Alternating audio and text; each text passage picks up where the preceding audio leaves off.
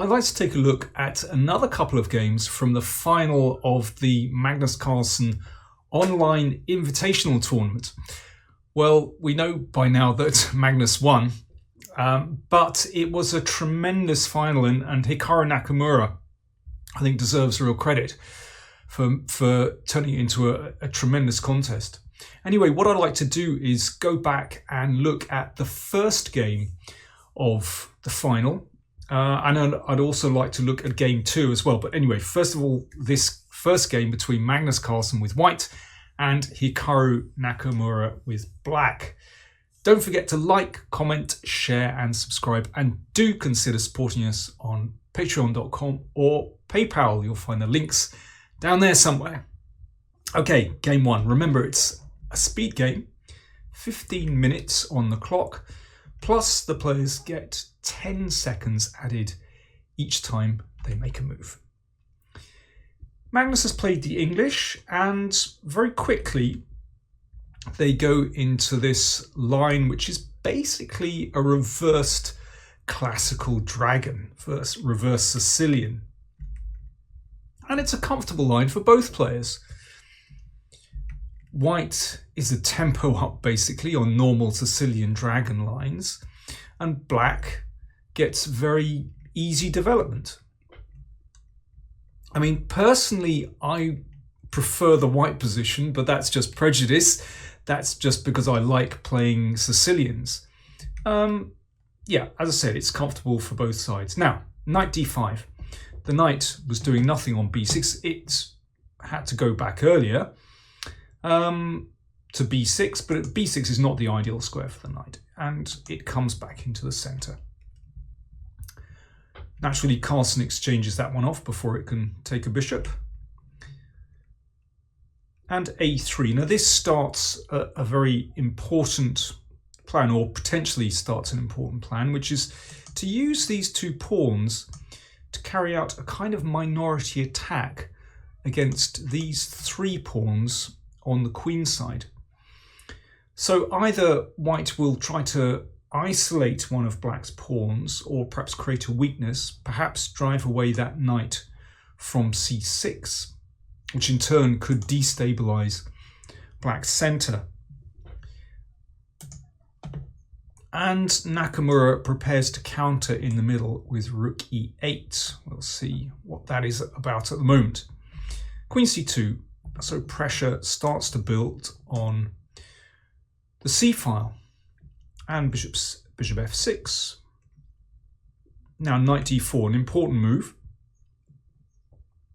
This knight basically would like to spin round into c5. This is a key square. If that knight lands there successfully, then it could help white to undermine that knight on c6, because it would threaten the pawn on b7. And I think this is actually a very important moment in the game, where Nakamura decides to take the plunge and force lots of exchanges. But perhaps that was a mistake. Certainly he was criticised by some players afterwards for doing that. So knight d4 was played in the game, but let's look at an alternative, and that's to take on g2. And then to play rook e6. So this looks slightly odd, but it does support the knight on c6.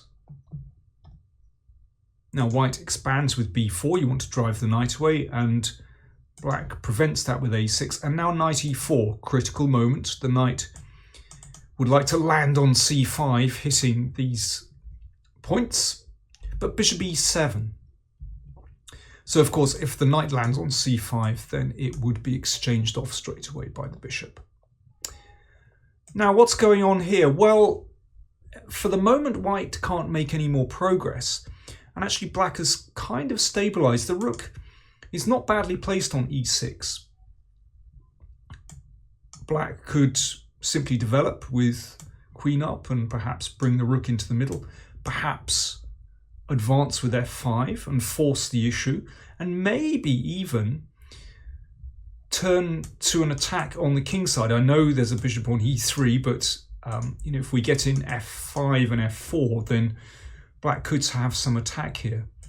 I think chances are about equal. I can't see a way for white to make clear progress there. But let's have a look at what happened in the game. So knight d4. Now obviously the knight attacks the queen, but also looks at that pawn on e2. So that has to be exchanged off. And now black exchanges on g2. King takes g2 and e takes d4, opening up the e file. So we can see that's why the rook came to e8. Now Carlsen took on c7 and Nakamura played rook takes e2. So we have a queen exchange on d8 and rook takes d8 and knight c4. Now if black could maintain that rook on e2, then he would be doing pretty well. But the problem is it's possible to force the rook away. If black could play b5, drive the knight away and take here, of course black would be doing very well. But let's just have a quick look at that. b5 actually doesn't work because after king f3, well, the rook should retreat. But if black tries to maintain that rook with rook e8, then knight d6 attacks the rook here. If it moves up the board, then there's a deadly check on c8. So it's black to play here. b5 is not possible. Nakamura played rook e8, king f3, and now that knight d6 move is threatened anyway. Bishop g5, that just pushes the rook away for the moment, but actually that's not a big deal. It's time for that rook to retreat back to e6, and now white plays a4, which prevents b5 and secures the position of that beautiful knight on c4. So I think this is a moment where we should take stock. After all those exchanges, the position is settled. And basically white stands better here, and it's all to do with the minor pieces. That knight on c4 is secure. It's protected by the pawn on d3. It can't be driven away because of that pawn on a4. And it looks at some nice squares in black's position. But look at that bishop on g5. That pawn in the middle of the board on d4 really hampers its movement and its influence on the board. And you could say it's a classic bad bishop, actually. And because of that, white has the better chances here. Now, this game lasted 84 moves, and I'm afraid I'm not going to take you through all 84 moves. What I am going to do is leap forward to roundabout move 41. There we go. In fact, I think both sides have done pretty well. I think Nakamura with black has done well to exchange pawns and still to have a pretty solid position and an active rook as well. Carlsen has done okay because he still has that strong knight against this bishop, which is still very restricted. You can see it's blocked by the pawn on d4, and the bishop is also restricted by the pawn on h4, protected by the pawn on g3. But black is compact enough and everything is protected, so it's not easy for white to make progress here.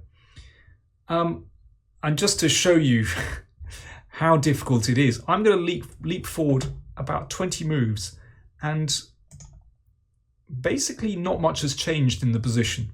That's 20 moves on, and basically Carlsen has been shuffling his pieces around, just poking at a pawn and maneuvering the knight into e4 and back out again. This is what you do when you have a positional advantage. You don't let it slip, just maintain it. And what happens, curiously, is that very often you don't need to make some kind of decisive break.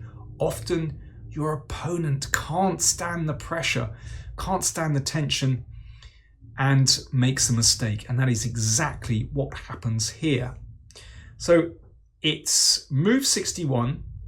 Carlsen played knight d6 check. And here it is possible just to go back to g6. But of course, it's not just about maintaining your composure in these kind of positions. Remember, the clock is ticking down as well, and that makes life difficult. King could go back to g6 here. But Nakamura wanted to resolve things. He was fed up waiting and defending. So he went forward, king g4. And it does look pretty impressive.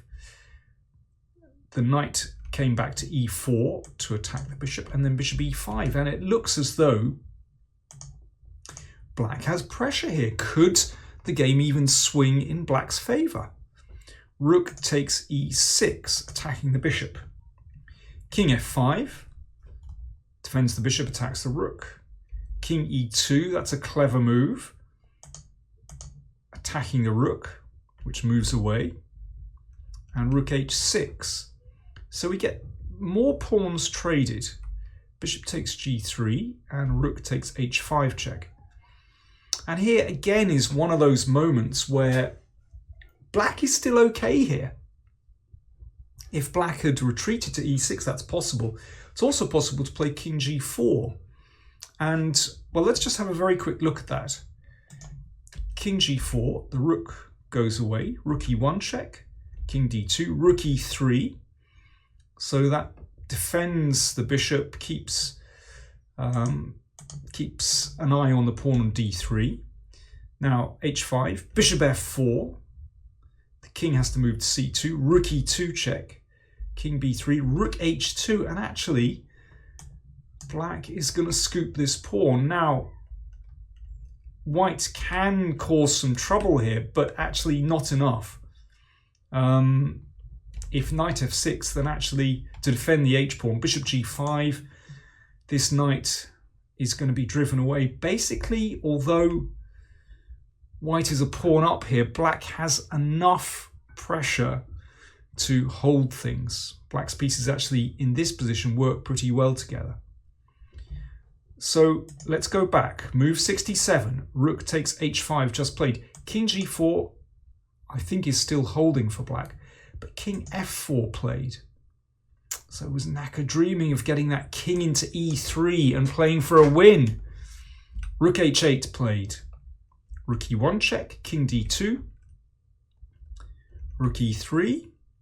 It's very similar to the last position, except the king is on f4, and that is not as good because it blocks that bishop. Bishop e1 check, king c2. Rook h3, behind the pawn, h6. And here, basically, it's gone. It is very difficult. White threatens to push and move the rook away with a deadly check. So king f5, h7, king came back to g6, rook g8 check, king takes pawn, knight f6, and white wins the rook on h3. Rook takes h3, and there we go. Now, white still needs to be a little bit careful here, but let's see how Carlsen did it. Because, of course, black can hold that pawn on d4 with the bishop. Basically, what white has to do is sacrifice rook for pawn, sacrifice back the exchange and get a winning king and pawn endgame. Let's see how Carlsen did it. Rook f3. So the bishop has to maintain protection of the pawn. Rook f8. King e6. Now here is where white can go wrong very easily. If white plays rook d8, then sacrifice is here. Rook takes d4. Mistake. I'm sure you know this. That is a draw because white cannot force the king away. Black wins the opposition. So first of all, Carlsen has to just step up the board. King c5 and king c6. And now push the king away. And rook e8 check, that was the final move of the game. Let's just continue what could happen. Let's say king f7 and rook e4. So you can see that now the king has been cut.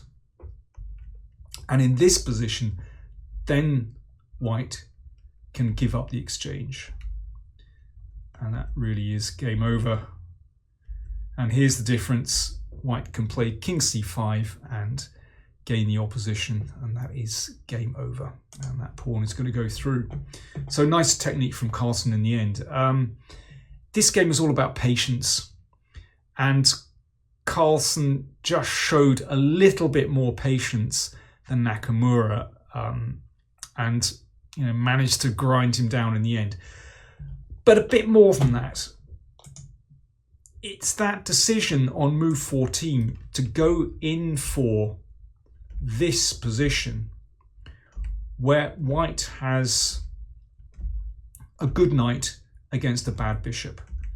So let's just get to that position again with the pawn on a4. Basically, Nakamura has consigned himself to a position where he's passive and has to just defend. Realistically, black has no winning chances here. As they say, only two results were possible, either a draw or a win for Carlsen, because of the better knight against the good knight against the bad bishop. And in rapid chess, that is really hard to defend. So there we go. I will be looking at the second game in this match next. I want to show you how well Hikaru played in the final as well. Anyway, thanks for watching.